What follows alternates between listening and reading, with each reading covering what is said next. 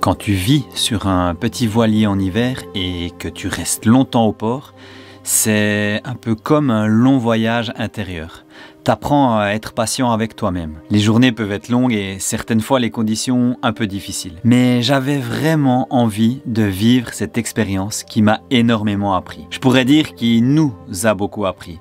Je ne sais pas si tu me suis sur ma chaîne YouTube depuis longtemps, mais si oui, tu as pu voir que depuis quelques temps, mes vidéos sont plus espacées. Ce que je montre sur ma chaîne, c'est une petite partie de ma vie.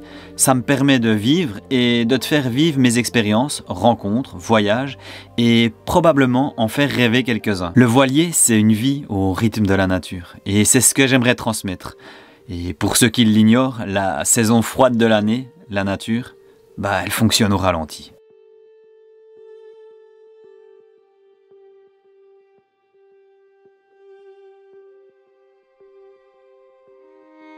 Puis un matin, j'ai largué les amarres au port de Pylos, comme je le faisais souvent pour aller faire un petit tour à la journée, en pensant revenir pour le soir. Sauf que cette journée-là, c'était tellement incroyable que j'ai décidé de laisser les voiles grandes ouvertes. C'est comme ça que j'ai commencé mon tour des Péloponèses. Ça fait rêver quand même ce texte. Mais en même temps, ça s'est réellement passé comme ça. Je ne pensais pas quitter le port de Pylos. Et d'ailleurs, j'ai même dit à des potes que je revenais le soir.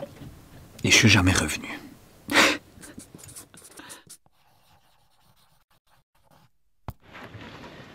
Je vais vous montrer mon régulateur d'allure fait maison. Il faut juste tenir en compte que c'est toujours un peu en essai, mais l'idée y est. Après, c'est compliqué selon les vents. Là, j'ai un vent qui est un peu de travers et le problème surtout, c'est la houle. Donc, ça me fait bouger le bateau. Mais en soi, ça me permet de pouvoir avoir un autopilote donc mécanique, donc pas électrique, ce qui me permet d'économiser l'électricité et pouvoir garder le bateau dans un cap. Alors, je vous explique comment j'ai fait. Alors, ça, c'est ma manière de faire. Après, il y a plusieurs sortes de manières et tu peux aussi avoir des régulateurs d'allure que tu achètes où il y a plusieurs pièces que tu dois adapter à ton bateau. Mais là, en fait, moi, j'ai mis simplement des bouts, mousquetons, des poulies et puis des sandos, donc des élastiques. Et ça fonctionne quand même pas mal. On va commencer par où j'installe mon pilote automatique. Sur l'écoute du génois, avec bien entendu un mousqueton à largage rapide si jamais il y a un problème. La boute, elle vient là. Une poulie de renvoi qui vient ici et accroché à la barre. Alors il faut que ça vienne de l'autre côté parce qu'en fait quand le vent il va pousser le génois, donc il va faire pousser le bateau de ce côté là, il faut justement que ma barre franche tourne de l'autre côté. Donc il faut qu'elle vienne de ce côté là, à l'opposé de la voile. C'est pour ça qu'il faut faire un renvoi avec des poulies. Et de l'autre côté, c'est simplement des sandos, donc des élastiques qui viennent justement repousser la barre et c'est ça qui permet d'avoir l'équilibre pour maintenir la barre droite. Bien entendu, il faut bien régler tes voiles avant. Ça bouge un petit peu selon la houle, mais ça reste toujours dans la lignée que je veux. Donc en soi, je vais quand même toujours dans la bonne direction. Pour les sandos, c'est là la petite technique parce qu'en fait, les sandos, il faut avoir plusieurs tensions. Ça dépend. Comme là, j'ai très peu de tension sur le génois. Donc j'ai mis qu'un sando. Et moi, j'ai fait 3 sandos de la même taille. Comme ça, si jamais il y a plus de tension ou j'ai besoin de plus de tension, j'ai simplement à crocher mon sando ici et j'ai plus de tension pour faire revenir ma barre franche. Et pour tenir à la barre franche, et c'est là où il y a le petit réglage, ce que j'ai fait, j'avais pas de lock pour locker les bouts. Donc j'ai mis un tuyau en PVC que j'ai coupé de manière que ça me coince ma boute quand je règle et la boute passe à travers. Donc là, si je veux tendre cette boute ici, elle vient passer dedans et elle revient ici, là, et elle revient là. Et comme ça, je peux avoir un réglage très fin parce que c'est hyper important d'avoir un réglage très fin avec ce système. Mon régulateur d'allure fait maison. Et là, je vais te montrer sur le GPS. Alors, le premier trait, celui qui est vraiment droit, c'est avec l'autopilote électrique. Et après, c'est avec mon régulateur d'allure. J'ai changé un petit peu de cap, mais tu verras que on voit une toute petite différence parce que ça fait un peu des zigzags. Mais en soi, ça coûte pas cher. C'est simplement des bouts et 2-3 petits accessoires. Et puis, comme là, bah, typiquement j'avais plus trop de soleil parce que les voiles me cachent mon panneau solaire, ça me permet d'économiser l'électricité. Il faut bien régler ses voiles avant et ça marche plutôt pas mal.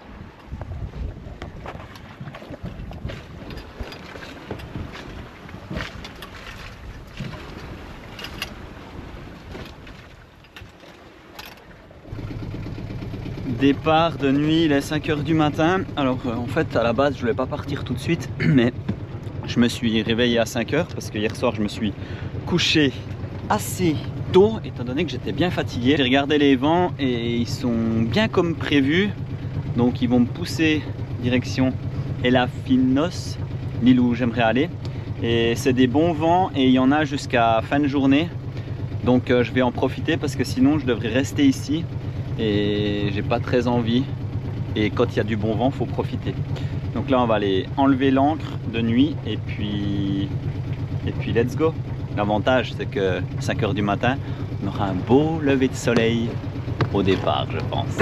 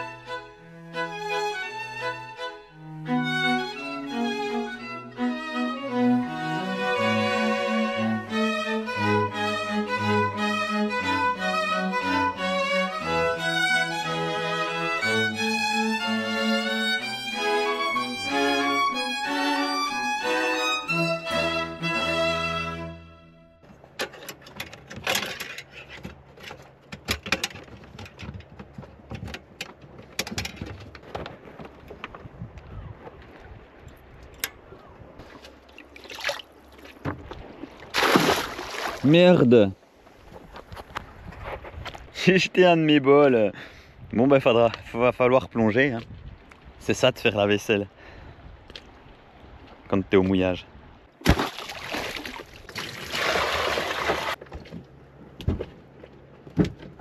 Que la vie quand t'es au mouillage elle est quand même un peu plus facile.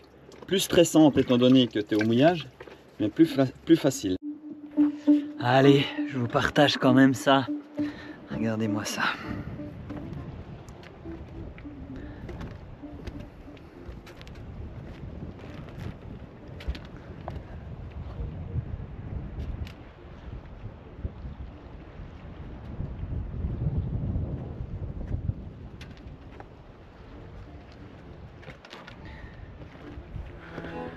Dis merci qui? Merci la nature. C'est quelque chose qu'on ne prend pas toujours en compte, mais la navigation, il y a aussi toutes les tâches au quotidien. Et quand tu as choisi d'être seul, tu peux compter que sur toi-même.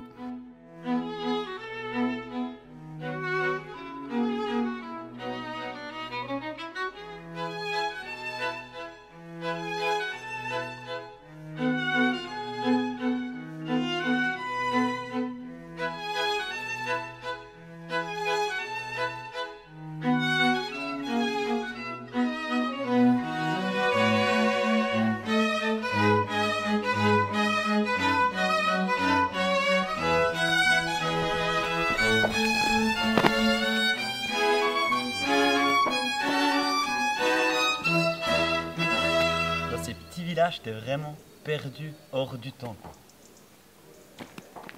Trop bien.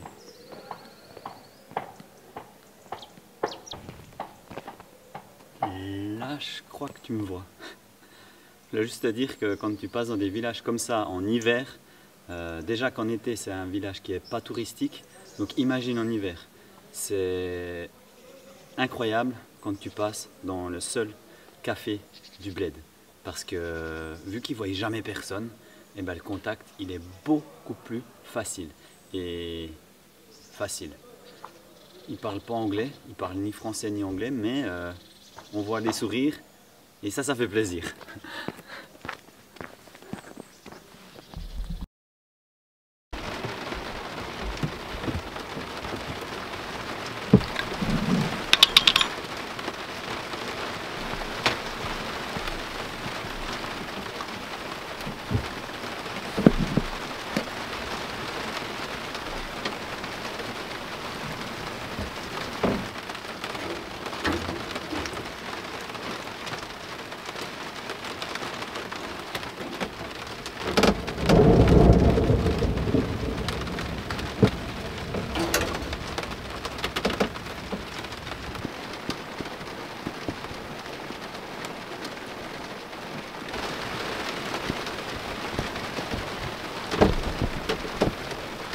Je voulais partir ce matin, mais il est venu un petit orage.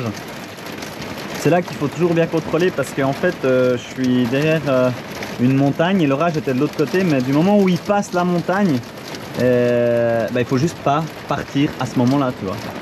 Donc on va attendre voir si ça le calme. Après, ici, je suis très bien protégé au port, donc ça, il n'y a pas de problème.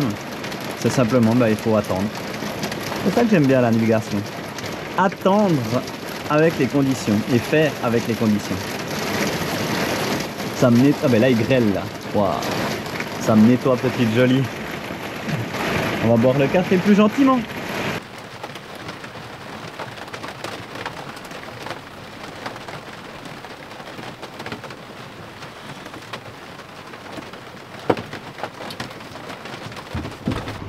Là ça y est, on est parti. Oh là là. Alors les conditions ça va, il y a juste de temps en temps il y a des petites rafales qui montent à 20 nœuds, quelque chose comme ça, sinon ça tient entre les 10 et là j'ai quoi, j'ai 7 nœuds.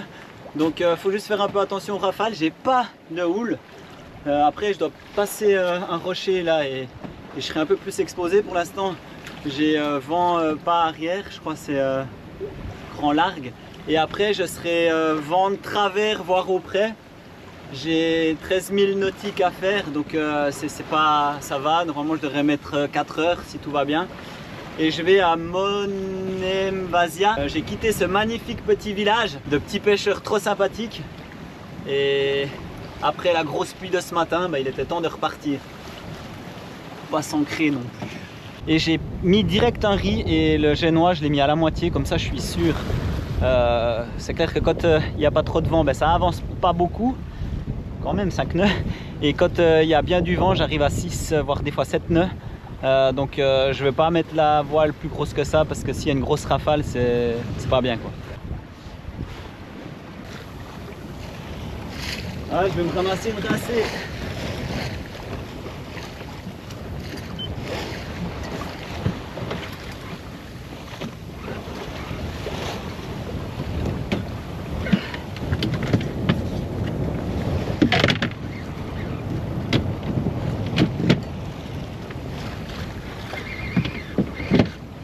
C'est comme ça qu'on dit un grain quand il y a la pluie qui arrive.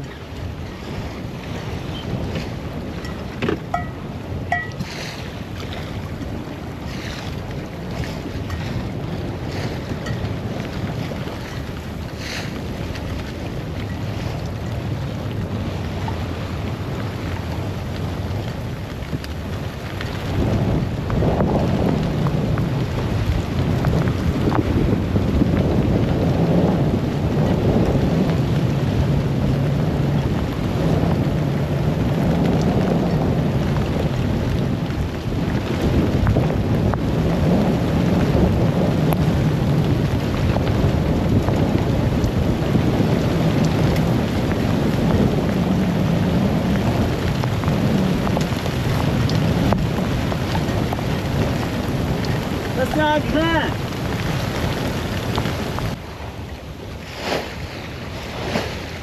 Donc voilà, ça c'est typiquement, celui-là je l'ai vu arriver, c'est cool, j'avais la caméra allumée.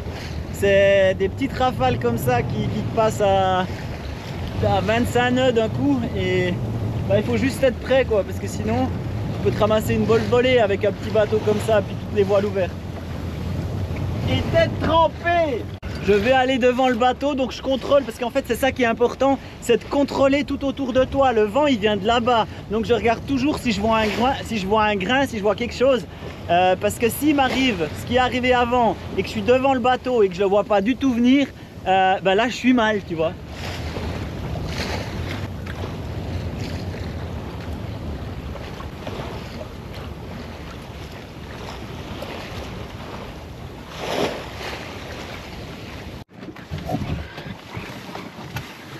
Je voulais vous montrer avec l'autopilote ce que j'ai fait. J'ai mis un plastique dessus.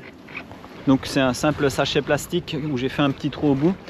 Bah, c'est pour essayer de le maintenir au sec le maximum. Comme là il y a eu une petite pluie. Là on va passer ici ce rocher.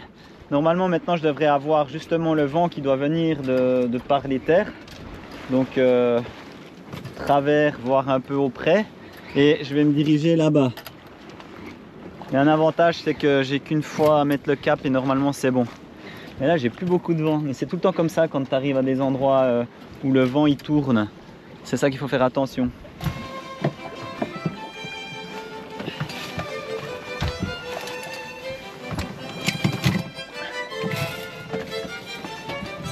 Allez. Tour de boum dans la gueule, là ça fait pas du bien.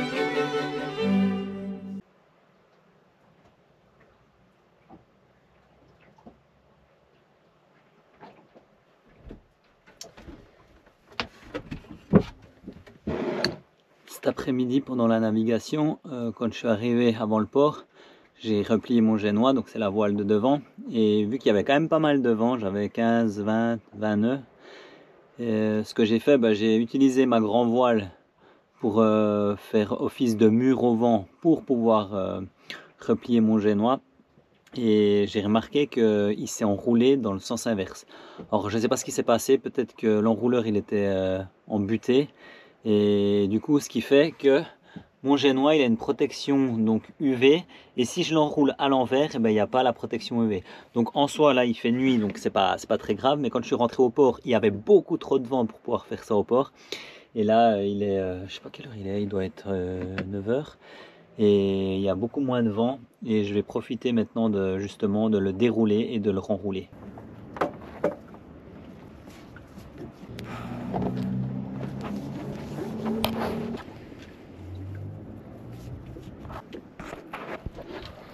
C'est quand tu veux ouvrir le génois que il arrive 5 nœuds de vent. 5 nœuds de vent, c'est un petit peu beaucoup quand même. Du coup j'attends. Toujours à Monembasia, et hier soir pas possible de replier mon génois étant donné que le vent il a bien soufflé, plus que prévu. Chose qui arrive, donc on va faire ça maintenant. Ce que je fais, je mets les instruments comme ça, ça me permet de contrôler la vitesse du vent. Et là il y a 4-5 nœuds quand même. Il est relou ce vent.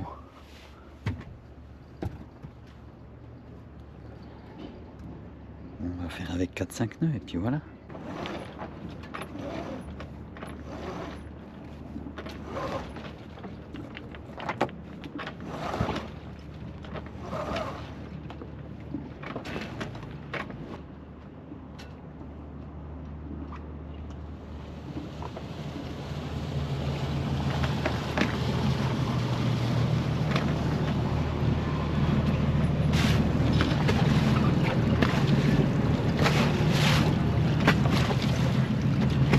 Je suis venu ici, c'est parce que j'étais déjà venu avec Bourrin, mais j'avais pas visité la vieille ville qui a l'air assez sympa parce qu'elle est située sur une petite presqu'île. Et à ce que j'ai pu voir, c'est une ville très touristique en été, aussi touristique en hiver, mais relativement calme étant donné qu'à la marina, je suis le seul bateau. Et ça c'est bien, enfin pour moi c'est bien parce que c'est vrai que j'aime beaucoup être au calme. Quand j'étais dans le petit bled d'avant où il n'y avait personne que les petits pêcheurs, ça m'allait quand même super bien. Alors j'aime bien voir du monde, mais c'est vrai que où je me pose, j'aime bien être au calme. Et là c'est un peu un avantage de faire ces endroits-là l'hiver, c'est que tu es au calme, posé, t'as pas trop de problèmes à pouvoir te mettre avec ton bateau, tout en pouvant visiter des endroits qui sont prisés durant la haute saison. Donc quand t'entres, ça te met tout de suite dans l'ambiance. C'était dans un endroit assez serré, tu sais, petite ville médiévale. Et je sens que ça doit être sympa de se perdre par là-dedans. Il y a vraiment tout qui est au ralenti ici. Même les chats. Mais je pense que l'été, ça doit être quand même de la folie. Parce qu'il y a quand même tout qui est ouvert. Enfin, tout qui est ouvert. Je pense qu'il y a bien la moitié des choses qui sont ouvertes. Ce qui est assez rare à cette saison. Et beaucoup de petits magasins, de bistrots et bars, les choses que tu vois dans ces lieux. Mais je pense que la ville, elle doit avoir une histoire assez sympathique. Mais là, actuellement, quand je suis en train de filmer, je ne sais rien du tout. Donc je vais me renseigner. Et waouh, waouh. Et je vais Et je vais t'expliquer un peu ce que j'ai trouvé comme information.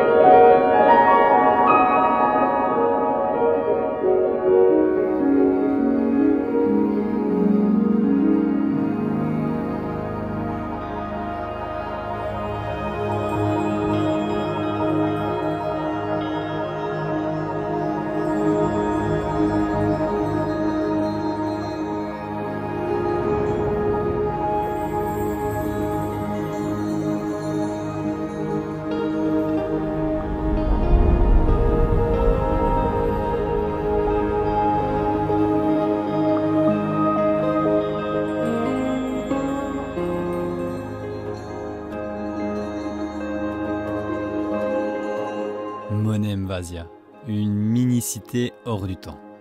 Mais en fait, j'ai pas trouvé beaucoup d'informations sur cette petite ville médiévale, mis à part que c'était un point stratégique pour le commerce maritime et qu'elle s'est fait plusieurs fois piller par l'Empire ottoman et les pirates, comme beaucoup de villes et villages en bord de mer ici en Grèce. Par contre, en discutant avec les quelques locaux, j'ai appris que de nos jours, les ânes et mulets sont toujours utilisés pour transporter les marchandises dans les petites ruelles. Et ça, c'est assez particulier. Bref, un incontournable du Péloponnèse, et si je peux te donner un conseil, évite la haute saison et commence ta visite un peu avant la tombée de la nuit, car les jeux de lumière sont magnifiques.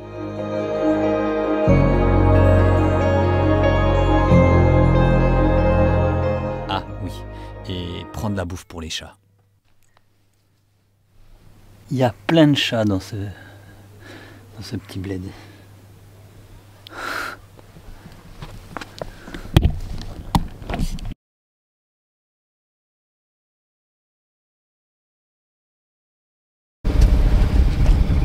On quitte Monem Vasia et on verra où le vent nous mène.